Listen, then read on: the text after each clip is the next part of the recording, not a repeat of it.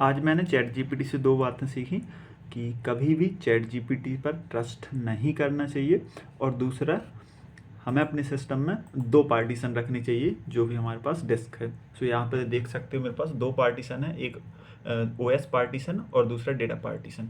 सो इसके लिए डेटा वाले पार्टीशन में हमारी इंपॉर्टेंट फाइल्स रहेंगी जो सिस्टम क्रैश होने पर बच जाती हैं और जो इम्पोर्टेंट डॉक्यूमेंट्स हैं वो हम उसमें रख सकते हैं। और ओएस में सिर्फ ओएस ही रखना है जिसमें system components and system apps और जो भी एक्स्ट्रा प्रोग्राम्स होते हैं वो सब कुछ ओएस पार्टीशन में आते हैं। अब इसके बाद ट्रस्ट क्यों नहीं करना चाहिए, तो सुबह क्या हुआ कि मैं बहुत सारे एप्लीकेशन यूज़ कर रहा था तो सिस्टम क्रैश हो रहा था। तो सबसे पहले मैंने ये प्रॉब्लम इसको बताई चैट जीपीटी को कि सिस्टम क्रैश हो रहा है तो इसकी लॉग्स कैसे देखें या फिर रिपोर्ट्स कैसे देखें। सो ये मैंने बता दिया कि मेरा उबंटू ओएस है। तो इसने मुझे कुछ कमांड्स सजेस्ट किए जिसमें जनरल CTL करके एक कमांड होती है जिससे हम रिपोर्ट्स एंड लॉग्स देख सकते हैं एंड ये बूट रिकॉर्ड्स और रिपोर्ट्स देख सकते हैं।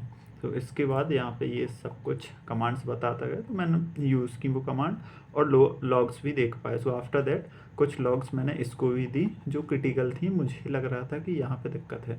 सो यहाँ पे ये देख सकते हो, ये मैंने यहाँ पे लॉग्स शेयर किए। अब इन लॉग्स में इसने कुछ कमांड्स दी, इसके बाद कुछ कमांड्स सजेस्ट की तो ये मैंने रन की। आप ये कमांड देख रहे होगे, तो ये कमांड क्या करती है, जो भी सिस्टम में इंस्टॉल्ड एनवीडिया ड्राइवर्स हैं वो रिमूव कर देंगे, sudo apt रिमूव और ये एनवीडिया ड्राइवर्स। सो ये सब कुछ रिमूव हो जाएंगे। अब ड्राइवर हमारे हट चुके हैं सिस्टम से, तो सिस्टम से हट जाने के बाद अब सिस्टम का जो इंटरनेट है वो डिस्कनेक्ट हो चुका था टोटली। तो यहाँ पे ना ब्लूटूथ था, ना हॉटस्पॉट, ना वाईफाई, ना ईथरनेट एंड ना ही एंड्रॉयड थियरिंग।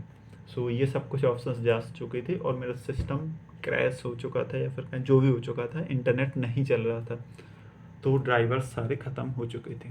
सो अब इसके बाद तुम कुछ भी कर लो, सिस्टम में ड्राइवर्स इंस्टॉल नहीं होने वाले थे। तो या तो मैं एक्सटर्नली कहीं से डाउनलोड करता ड्राइवर और सिस्टम में इंस्टॉल करता, तो वो भी मैंने कोशिश की, दूसरा सिस्टम चाहिए पड़ेगा या फिर मोबाइल से डाउनलोड करो और फाइंड करो कौन से ड्राइवर चाहिए, कौन सा वर्जन है, कौन सा OS है, ये सब कुछ।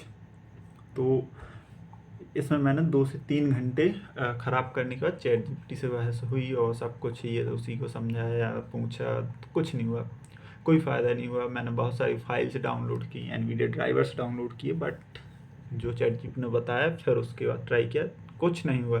तो फिर मैंने अपना दिमाग लगाया